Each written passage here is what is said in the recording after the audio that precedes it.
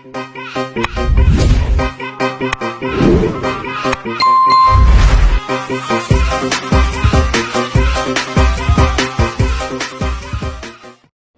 everyone, my full name is Herlina Veronica. I'm from the Accounting Studi Program S1 Akuntansi. Kali ini saya akan menjelaskan materi tentang pengantar ekonomi mikro. Saya di sini menjelaskan permintaan dan penawaran. Baiklah, untuk kalian semua, jangan lupa di subscribe and share. Oke, di sini yang pertama ada pendahuluan dan tujuan. Selanjutnya, dalam presentasi ini kita akan menyelami konsep permintaan dan penawaran, serta relevansinya dalam memahami mekanisme pasar yang kompleks. The aim of understanding market mechanism.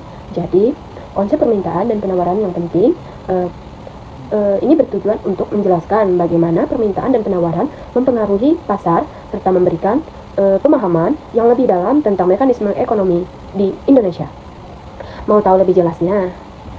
Secara umum dalam perekonomian, yang pertama ada mencapai efisien ekonomi, yaitu mekanisme pasar yang berfungsi baik mendorong alokasi sumber daya yang optimal sehingga tidak ada sumber daya yang berlambung sia-sia. Kemudian menciptakan persaingan sehat. Dengan adanya mekanisme pasar, tercipta persaingan bisnis yang sehat dan adil yang bermanfaat bagi semua pihak. Kemudian ada mendorong pertumbuhan ekonomi. Mekanisme pasar menjadi barometer pertumbuhan ekonomi suatu masyarakat dan membantu memperlancar perputaran barang dan jasa. Kemudian mendorong pertumbuhan ekonomi, yaitu mekanisme pasar yang menjadi pertumbuhan ekonomi di masyarakat dan membantu melancarkan perputaran barang dan jasa. Kemudian mekanisme kegagalan pasar, yaitu pemahaman mekanisme pasar juga membantu para ekonom menganalisis dan mengatasi kegagalan pasar, yaitu situasi di mana pasar tidak dapat mengalokasikan sumber daya secara efisien. Kemudian bagi produsen, menentukan harga optimal, yaitu produsen dapat menganalisis permintaan dan penawaran untuk menentukan harga yang paling efektif dalam meningkatkan keuntungan dan daya saing. Kemudian ada mengalokasikan sumber daya secara efisien. Dengan memahami tren pasar, produsen dapat mengalokasikan sumber daya produksi secara optimal untuk menghasilkan barang dan jasa yang paling dibutuhkan konsumen. Kemudian ada mengidentifikasi peluang, yaitu pemahaman pasar, membantu produsen menemukan pasar target yang dapat mengembangkan produksi baru yang sesuai dengan kebutuhan konsumen. Kemudian ada merancang strategi pemasaran, yaitu produsen dapat merancang strategi pemasaran promosi yang efektif karena mengetahui preferensi dan perilaku konsumen. Kemudian yang terakhir adalah mendorong inovasi, yaitu persaingan pasar yang sehat mendorong produsen untuk terus berinovasi dan meningkatkan kualitas produk mereka. Kemudian di sini adalah tujuan utama memahami mekanisme pasar adalah untuk mengetahui bagaimana interaksi antara permintaan dan penawaran menentukan harga dan kualitas barang dan jasa dalam perekonomian. Demand is influenced by many factors. Ini adalah contoh kasus dari permintaan dan penawaran. Kemudian di sini ada demand concept. Dan apa itu demand concept? Demand concept itu memahami hukum permintaan adalah kunci menganalisis interaksi pasar. Hukum ini menyatakan bahwa dengan asumsi faktor lain konstan, ketika harga barang naik, maka permintaan akan turun. Selanjutnya, konsep penawaran. Hukum penawaran menjelaskan hubungan antara harga dan kuantitas barang yang ditawarkan. Saat harga meningkat, biasanya kuantitas yang ditawarkan juga akan meningkat. Jadi, pada dasarnya, pengertian konsep penawaran itu adalah sejumlah barang atau jasa yang ditawarkan oleh produsen kepada konsumen berbagi tingkat harga dan selama periode waktu tertentu. Menurut hukum penawaran, jika suatu barang naik, sejumlah barang ditawarkan akan meningkat, dan sebaliknya, jika harga turun, jumlah yang ditawarkan akan turun dengan asumsi faktor lain tetap sama.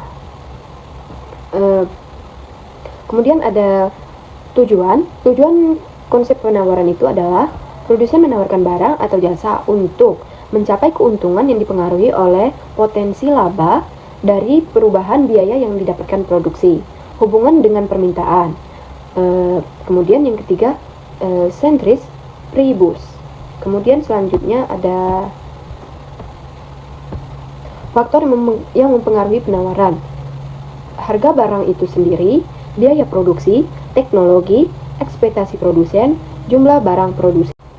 Kemudian di sini ada contoh bisnisnya. Yang pertama, pabrik manufaktur, yaitu proses produksi. Pabrik ini memproduksi barang dengan efisien tinggi dan teknologi modern. Jalur produksi, aktivitas produksi. Jalur produksi yang terorganisasi meningkatkan output dan mengurangi biaya. Di sini ada juga keseimbangan pasar. Titik keseimbangan, yaitu titik keseimbangan pasar tercapai saat permintaan dan penawaran bertemu pada harga dan kuantitas tertentu.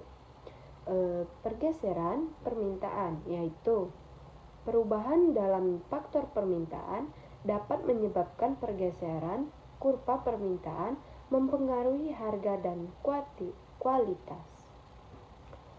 Pergeseran penawaran, ketika biaya produksi meningkat, kurva penawaran bergeser, yang dapat mengubah titik keseimbangan di pasar. Selanjutnya, kesimpulan dari permintaan dan penawaran pasar tersebut adalah permintaan dan penawaran adalah bahwa keduanya saling mempengaruhi harga dan jumlah barang di pasar. Permintaan adalah jumlah barang yang diinginkan konsumen yang cenderung turun seiring kenaikan harga. Hukum permintaan, penawaran adalah jumlah barang yang disediakan produsen yang cenderung naik sering kenaikan harga. Hukum penawaran, titik temu di mana jumlah yang diminta sama dengan jumlah yang ditawarkan tersebut. Keseimbangan pasar. Kemudian permintaan. Definisi itu apa? Yaitu jumlah barang atau jasa yang diinginkan dibeli oleh masyarakat pada tingkat harga dan waktu tertentu. Kemudian hukum itu apa? Hukum itu adalah hubungan terbaik antara harga dan kuantitas yang diminta. Semakin tinggi harga, semakin rendah permintaan. Semakin rendah harga, semakin tinggi permintaan. Faktor penggerakan, yaitu pendapatan konsumen, selera harga, barang substitusi, dan ekspektasi harga masa depan. Selanjutnya, keseimbangan pasar. Keseimbangan pasar itu ada definisi. Definisi itu keadilan di mana jumlah barang yang diminta sama dengan jumlah barang yang ditawarkan sehingga tercipta harga keseimbangan. Contoh, jika permintaan masker tinggi namun pasokan kurang, harga akan naik. Sebaliknya, jika pasokan masker melebihi permintaan, harga akan cenderung turun. Fungsi keseimbangan pasar membantu produsen menentukan harga dan kuantitas produksi keuntungan maksimal serta memastikan ketersediaan stok sesuai dengan kebutuhan konsumen. Baik, disinilah penjelasan saya tentang penawaran dan permintaan. Kemudian selanjutnya, jika ada yang ingin bertanya atau jika ada yang tidak jelas dengan penjelasan saya tentang penawaran dan permintaan, bisa hubungi saya. Oke, terima kasih.